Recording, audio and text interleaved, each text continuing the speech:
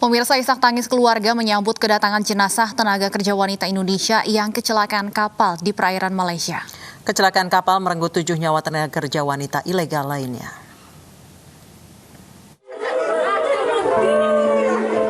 Isak tangis keluarga tak terbendung saat menyambut kedatangan jenazah Rina, seorang tenaga kerja wanita di Kampung Teluk Dalam Ilir, Kabupaten Lampung Tengah.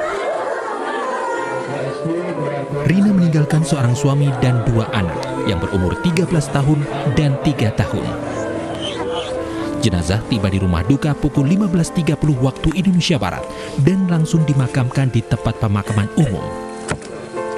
Ya jelas mendengar terkejut karena pertama juga saya mendengar itu dari Pak Jarek yang disampaikan pada saya, tapi belum nyampe ke keluarga besar. Setelah itu dalam beberapa hari kabar itu nyampe kepada orang tua akhirnya. Ya. Rina merupakan salah satu dari 7 TKW ilegal yang tewas di pantai Johor Bahru, Malaysia setelah mengalami kecelakaan kapal pada Minggu 20 September lalu. Korban berangkat ke Malaysia melalui jalur ilegal untuk mengadu nasib. Dari Lampung, Roy Perleloy, iNews melaporkan. Pemirsa, Arab Saudi telah membuka kembali ibadah umroh hari ini untuk warga lokal dan rencananya bulan depan untuk jamaah luar negeri. Pemerintah Indonesia sedang berusaha merayu Arab Saudi agar jemaah Indonesia bisa beribadah umroh yang dilaksanakan di tengah pandemi.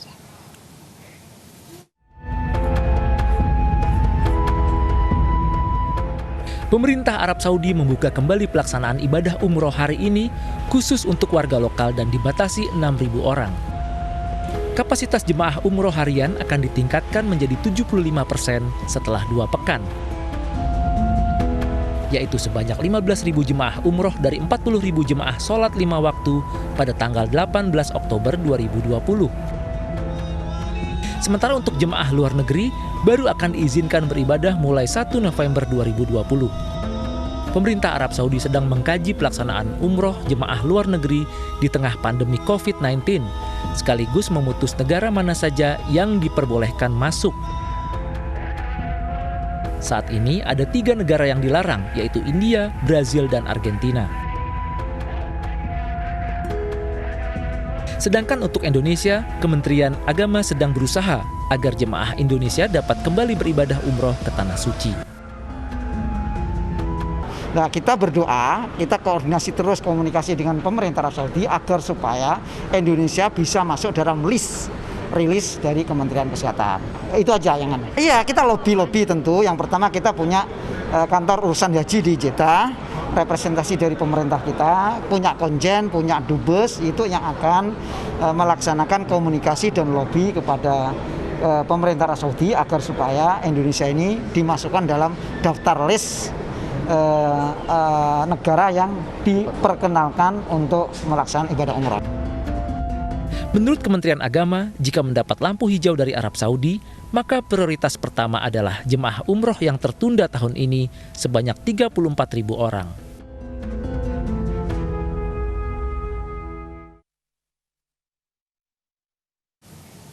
Dan pemirsa, untuk mengulas peluang jemaah Indonesia kembali menjalankan ibadah umroh, sudah bergabung bersama kami Kasubdit Bina Penyelenggara Perjalanan Ibadah Umroh Kementerian Agama Ali Zaki dan Ketua Umum Asosiasi Muslim Penyelenggara Haji dan Umroh Firman M. Nuh. Saya dari Kementerian Agama terlebih dahulu, Pak. Sejauh ini lobi-lobi yang dilakukan seperti apa, Pak? Ya, lobi-lobi yang sekarang kita galakan adalah kita melakukan koordinasi dengan lembaga instansi terkait dengan persiapan ketika nanti umroh mulai dibuka di kita. Baik, sejauh ini ban Arab Saudi terhadap Indonesia apa sudah dibuka, Pak? Dari Arab Saudi semuanya masih menunggu, dari semua negara juga menunggu bagaimana keputusan nanti 1 November oleh Arab Saudi. Mana-mana yang akan diberikan pintu masuk pertama dengan cara bertahap. Baik, selanjutnya kami ke Ampuri. Pak Firman, ada berapa sebenarnya jemaah yang tertunda keberangkatannya akibat corona dan bagaimana kesiapan penyelenggara umroh ini nantinya jika sudah bisa kembali memberangkatkan jemaah? Yang pertama, Mbak, kita harus bersyukur kepada Allah Subhanahu wa Ta'ala. Akhirnya apa yang kita tunggu selama ini semenjak akhir Februari yang lalu, ditutupnya pelaksanaan umroh di Tanah Suci, dan hari ini sudah dibuka kembali dan kita bisa melihat monitor di channel TV Live Makkah, para jamaah sudah malam tadi sore waktu Saudi atau sekitar jam 10 malam waktu Indonesia, mereka sudah berbondong-bondong untuk melaksanakan tawaf dan sa'i di Masjidil Haram. Ini adalah sebuah kebanggaan dan syukur kita kepada Allah Subhanahu wa taala. Akhirnya umroh bisa kita laksanakan kembali walaupun dalam kondisi pandemik dengan jumlah yang sangat terbatas. Jumlah saat ini memang baru 6.000 saja sebagai uji coba bahwa protokol kesehatan bisa dilakukan dengan baik, dan kita berharap dan bermunajat kepada Allah Subhanahu wa taala agar tahapan percobaan awal ini bisa sukses dan akan masuk pada tahapan kedua yang jumlahnya akan meningkat menjadi 15.000. Dan insya Allah sebagaimana rencana pemerintahan Saudi, jika semuanya berhasil tanggal 1 November bulan depan, kita akan bisa melaksanakan jamaah dari luar negeri. Dan kita berharap Indonesia termasuk negara yang dipilih oleh Saudi untuk bisa melaksanakan ibadah umroh tersebut. Baik, kalau berdasarkan data Ampuri, berapa jemaah yang tertunda keberangkatan umrohnya akibat corona? Kalau dari data, sebetulnya hampir setiap bulan itu 100.000 jamaah yang berangkat dari Indonesia. Dari bulan Februari, Maret, April 100.000 terus. Namun data yang kami dapatkan dari sudah terlaporkan ke sistem pendaftaran ibadah umroh di Suskopatu sekitar 60.000. Kita berharap ini mereka yang sudah terdaftar di Suskopatu inilah yang akan kita berangkatkan dahulu, karena mereka sudah terbukti telah melengkapi secara administrasi proses dan melakukan pembayaran ke biro-biro perjalanan ibadah umroh yang sudah terdaftar di Kemenat. Baik, sejauh ini apakah, saya ke Pak Firman lagi, Pak Firman, sejauh ini seperti apa, lampu apa yang dikeluarkan oleh Arab Saudi terkait dengan jamaah dari Indonesia? Saya ke Pak Ali Zaki, mohon maaf. Ya, jadi lagi-lagi kita melihat bahwa kemarin dalam rilis yang dinyatakan adalah salah satu pertimbangannya adalah nanti melihat kondisi masing-masing negara. Nah, ini bagi kami penting sekali Kementerian Agama untuk kerjasamanya bersama masyarakat dan kesadaran masyarakat untuk mulai secara terbudaya untuk menjaga protokol COVID ini, sehingga kondisi kenaikan COVID yang di negara kita semakin hari semakin menurun, bahkan semakin hari semakin berkurang. Ini penting bagi sorotan negara lain agar kita juga sebagai negara bisa diperhitungkan untuk bisa masuk ke dalam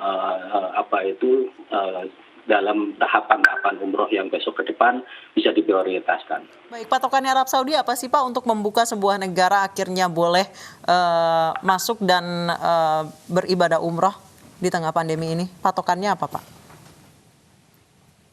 Ya,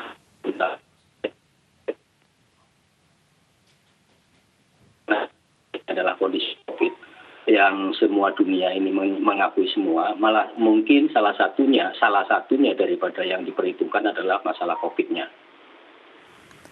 Baik Pak Ali, jika memang nanti sudah diperbolehkan untuk kembali memberangkatkan jemaah umroh ini, apakah nantinya akan penyelenggara umroh ini sudah boleh membuka pendaftaran atau akan diprioritaskan yang tadi puluhan bahkan ratusan ribu yang tertunda keberangkatannya?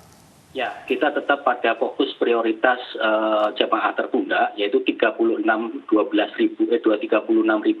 jamaah yang mereka sudah terdaftar di kita, dan mereka sudah ada yang sudah melunasi kepada para PPIU-nya, dan mereka sudah transaksi, sehingga ini yang kita prioritaskan sampai dengan yang bersangkutan atau PPIU yang bersangkutan yang telah memiliki jamaah tertunda itu menyelesaikan kewajibannya, sehingga mereka bisa mulai membuka nanti setelah kita prioritaskan 36 ini selesai. Jadi tidak tumpang tindih, Mbak. Baik. Pak Ali, kalau untuk pelaksanaan haji kan ada persyaratan penerapan protokol kesehatan, salah satunya usia maksimum 50 tahun ya. Bagaimana kalau untuk pemberangkatan umroh sendiri, sudah ada informasi mengenai protokol kesehatan apa saja persyaratan-persyaratannya? Sampai dengan hari ini yang mempersyaratkan kemarin haji kan yang 50 tahun adalah Arab Saudi. Tapi untuk yang sampai dengan hari ini, itu dari Arab Saudi belum ada keputusan usia berapa yang boleh berangkat dan usia berapa yang tidak boleh berangkat. Baik, saya ke Pak Firman. Pak Firman, sejauh ini dari Ampuri apa saja yang diupayakan, Pak? Ya, pertama adalah kami melakukan persiapan ke dalam sebetulnya untuk anggota-anggota Ampuri sebanyak 455 penyelenggara ibadah umroh yang tergabung di bawah Ampuri, kami terus melakukan sosialisasi. Pertama adalah memastikan SOP pelayanan jamaah itu sudah bisa diterapkan dengan baik untuk melakukan protokol COVID-19 ini. Pertama menggunakan masker, kemudian social distancing, kemudian yang diantisipasi adalah bagaimana jamaah itu dipastikan ketika berangkat nantinya sudah bisa aman dari terindikasi COVID. Karena kalau seandainya jamaah itu terbukti menjelang keberangkatan, kemudian terbukti bahwa dia terindikasi terindikasi COVID, tentu akan merugikan diri mereka sendiri, karena visa itu sangat terbatas, kuota juga sangat terbatas, kemudian biaya sudah dikeluarkan. Jadi memang kami inginkan ketika jamaah-jamaah akan berangkat ke Tanah Suci harus dipastikan menerapkan semua protokol. Di antaranya satu adalah melakukan karantina diri pribadi agar tidak terkontaminasi menjelang keberangkatan. Ini juga perlu, dan kami sangat menunggu sebetulnya detail protokol akhirnya, karena itu semuanya asumsi-asumsi saja. Sekarang kami melihat euforia bagi penyelenggara bahwasanya umroh sudah dibuka dan sudah dilaksanakan, dan kami memonitor bagaimana pelaksanaan di lapangan. Rupanya saat ini di Saudi, mereka menerapkan 2 aplikasi untuk memastikan bahwa pelaksanaan ibadah umroh ini bisa dilaksanakan dengan baik, yaitu bersama aplikasi Tawakkalna. Tawakkalna adalah aplikasi untuk monitor tentang kesehatan, report-report kegiatannya, kondisinya, suhu badan, segala macam di aplikasi tersebut. Kemudian mereka masuk kepada aplikasi kedua, Etamarna. Di aplikasi ini mereka akan mendapatkan jadwal kapan mereka bisa melaksanakan ibadah umroh masuk ke dalam Masjidil Haram. Dan bagaimana informasi yang kami dapatkan, rupanya setiap jamaah, karena jumlahnya terbatas, waktunya terbatas, ada waktu maksimal untuk berada di dalam Tanah Suci, melaksanakan di dalam Masjidil Haram untuk melaksanakan tawaf dan sa'i dan menunaikan ibadah umrohnya secara sempurna. Baik, Pak Firman, tadi terkait karantina sebelum keberangkatan ini menjadi mandiri bagi calon jemaah atau akan menjadi bagian dari tanggung jawab penyelenggara? Saat ini kami masih berasumsi akan mandiri. Saat ini akan menjadi mandiri karena setelah yang belum kami ketahui adalah kepastian apakah ada karantina pada saat mereka tiba di Saudi Arabia. Itu juga menjadi kepastian kami, karena nanti akan berefek kepada biaya tentunya. Ya, itu dia Pak Firman. Dengan menerapkan protokol kesehatan, dengan menerapkan protokol kesehatan, wajib cek kesehatan, swab test atau rapid test ataupun serologi yang diwajibkan kepada para jemaah tentunya akan menambah beban atau biaya. Apakah ini juga berarti ada penambahan biaya bagi mereka yang sudah membayar lunas yang seharusnya berangkat pada tahun ini, Pak? Ya, tentu bagaimanapun kami ini adalah sebagai penyelenggara pelayan. Biaya itu adalah dibebankan kepada jamaah. Kita berharap cuma jamaah semuanya yang sudah terdaftar dan membayar ketika umrah waktu normal kemudian ditutup waktu itu juga bisa memahami bahwa sesungguhnya akan ada perubahan proses, perubahan kos dan lain sebagainya.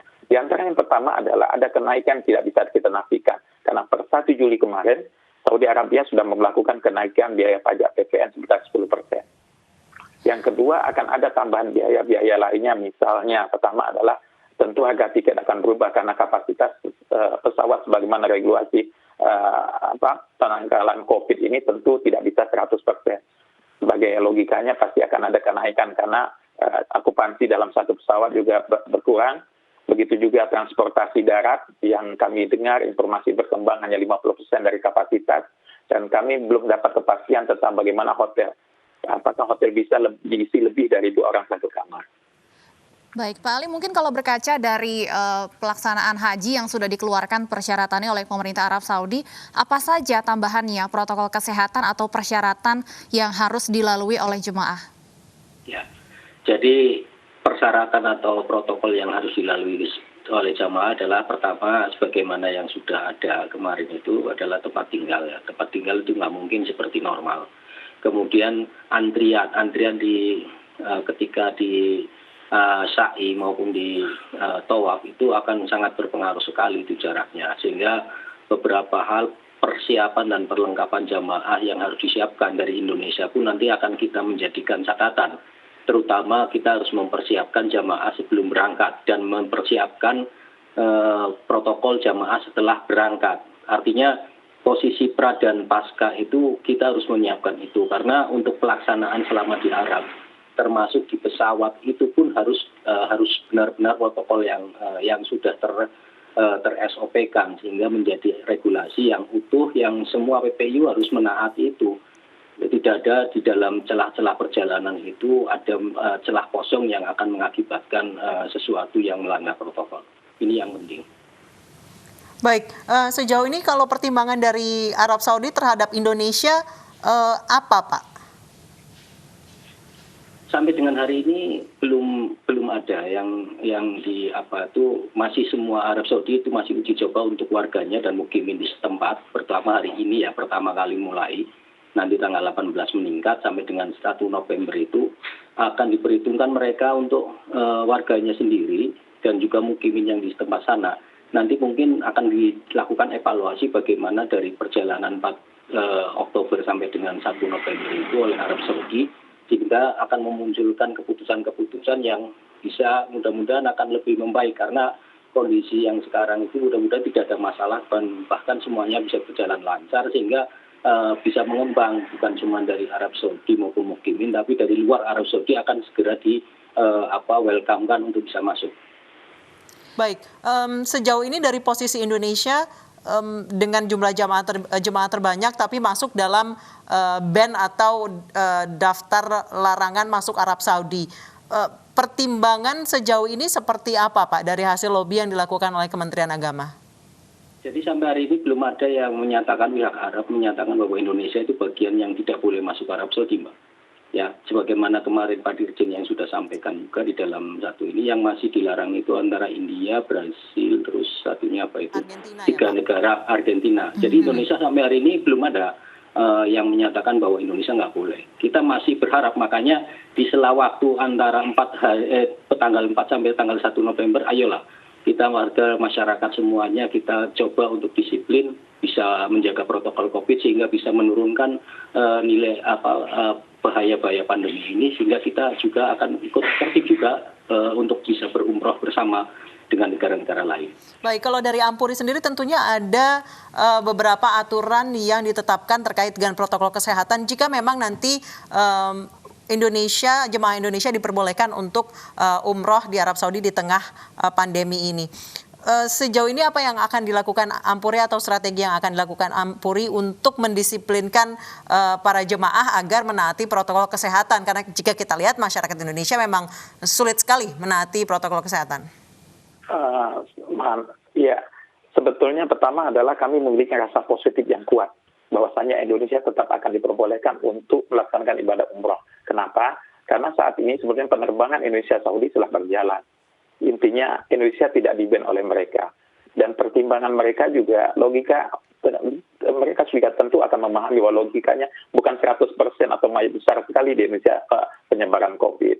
Dan mereka siapapun akan berangkat ke Tanah Suci lakukan yang saat ini berangkat, dilakukan proses pemeriksaan swab yang sangat ketat dan sebagainya. Yang kedua tentang protokol. Kami secara yakin 100% Ampuri dan seluruh penyelenggara akan siap memenuhi semua standar yang diinginkan. Semua protokol yang diinginkan kami akan siap untuk kita penuhi dan kami bangga, kami yakin akan Saudi akan memilih Indonesia akan lebih baik. Kenapa? Karena Indonesia adalah jamaah yang terkenal sangat taat untuk mengikuti semua peraturan yang ada di Saudi. Makanya Indonesia adalah selalu mendapatkan predikat jamaah haji terbaik. Paling mudah diatur, mengikuti semua protokol dan prosedur yang mereka lakukan. Jadi insya Allah Mbak, Indonesia akan mendapatkan porsi. Namun kami memohon dalam kesempatan ini dan ada Pak Ali Zaki juga dengan kami dan juga kita berharap pemerintah lain karena bagaimanapun ketika ada pembatasan jumlah dalam bentuk kuota, seyogyanya ada dasar pembagian. Dan ini pemerintah diharapkan untuk bisa berperan aktif memastikan Indonesia mendapatkan porsi selayaknya sebagaimana jamaah haji. Jamaah haji Indonesia adalah mendapatkan jamaah kuota terbanyak. Kenapa? Karena kita adalah negara muslim terbesar di dunia. Baik, Pak Ali menjawab kekhawatiran dari Pak Firman ini ya. Berdasarkan informasi kan 1 November ini ketika dibuka untuk warga asing pun baru ada 20.000 kuota yang diberikan. Bagaimana nantinya lobby-lobby dari pemerintah Indonesia supaya kita sebagai negara dengan jumlah jemaah Islam terbesar di dunia ini bisa mendapatkan kuota yang proporsional sesuai dengan jemaah kita yang tertunda keberangkatannya sejak corona ini? Ya, jadi kita di sana juga punya perwakilan, Mbak, untuk selalu lobby terus untuk bertemu dengan Kementerian Haji dan Umroh di sana. selalu koordinasi, bagaimanapun kita akan selalu memperjuangkan kuota maksimal, terutama kita sebagai muslim terbesar. Kemudian dari sisi yang tadi Pak Firman juga khawatirkan untuk yang kuota, ketika nanti Indonesia dapat kuota berapa, kita sudah biasa melakukan penempatan kuota sebagaimana dalam haji itu ya, kuota 1:1000 jamaah 1.000 muslim di Indonesia, itu akan kita perhitungkan juga. Nanti kita akan melihat bagaimana mekanisme kuota untuk pembagian di Indonesia yang terkait dengan umroh. Nah ini perlu nanti kita juga akan melibatkan para asosiasi bagaimana caranya kita memperoleh titik temu yang mendekati keadilan dan pemerataan bagi semua jamaah umroh. Baik. Terakhir Pak Firman, kalau harapan dari Ampuri seperti apa terkait dengan bisa dibilang pelonggaran ibadah umroh di Arab Saudi yang mulai malam ini ya Pak ya? Kami tidak berharap kelonggaran sebetulnya, karena bagi kami pemerintahan Saudi dari awal sudah sangat hati-hati menyikapi pandemi ini. Yang kami ingin pastikan, mohon maaf tadi Pak Ali mungkin agak miskomunikasi sedikit dengan saya. Kita mengharapkan sebetulnya pemerintah hadir memperjuangkan kepemerintahan Saudi agar Indonesia mendapatkan kuota yang layak. Bukan di perbagian internal, tapi kuota yang layak semestinya untuk negara Indonesia, karena kita adalah muslim terbesar di dunia. Harapan kuotanya berapa Pak? Kita persentase saja. Kalau seandainya dia 20.000, ya kan, 1/1000, karena setiap negara mesti semua muslim seluruh dunia ingin ke tanah suci. Tapi kita buat perbagiannya porsinya proporsional aja, sebagaimana yang disepakati di negara-negara negara Islam, buatnya 1/1000. Sehingga Indonesia mendapatkan sebagaimana haji dari 2,5 juta jemaah haji per tahun, sekitar 2 juta, yang bisa dapat 220. Hampir sekitar minimal 10% dari kuota tersebut untuk negara Indonesia. Dan kalau ada kepastian jumlah minimal tersebut, tentu kiranya nanti kita di dalam negeri akan mudah untuk melakukan pembagiannya. Jadi kalau seandainya memang jumlah yang kita pahami ada sekian, akan lebih mudah. Sebagaimana haji telah kita lakukan setiap tahunnya, pembagiannya kan akhirnya berkeadilan. Semua daerah dapat, semua pembagian juga dapat dengan yang segala macam. Tapi permasalahannya kalau seandainya kita tidak mendapatkan jumlah yang semestinya sebagai negara muslim terbesar di Indonesia, tentu akan sulit kita membaginya kepada kebutuhan rakyat Indonesia untuk melaksanakan ibadah umroh di tanah suci. Baik, kita masih harus menunggu tentunya, tapi kita harapkan tentunya akan ada kuota bagi jemaah umroh Indonesia yang tertunda keberangkatannya agar bisa segera melaksanakan ibadahnya di Tanah Suci. Terima kasih Pak Ali Zaki, Kasubdit Bina Penyelenggara Perjalanan Ibadah Umroh Kemenak, dan Pak Firman M. Nur, Ketua Umum Ampuri, sudah bergabung bersama kami di Aini Sore. Berisi ceceran uang mobil tim sukses salah satu peserta pilkada viral di media sosial. Informasi selengkapnya akan kami hadirkan usai jeda berikut, tetap di Aini Sore.